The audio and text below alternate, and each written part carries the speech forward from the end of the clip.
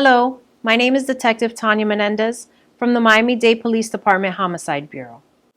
On Sunday, February 14th at approximately 2:07 a.m., the Florida Highway Patrol responded to the area of I-95 northbound and the Northwest 103rd Street off-ramp, reference a traffic crash and possible shots fired.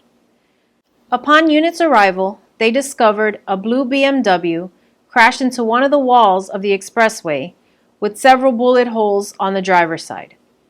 The driver, who was later identified as Brianna Sutherland, was transported by Miami-Dade Fire Rescue to a nearby hospital where she remains on life support. The Homicide Bureau was contacted, and I was assigned as the lead investigator on the case. Through eyewitness accounts, it was determined that a car was traveling alongside Ms. Sutherland's vehicle when shots were heard.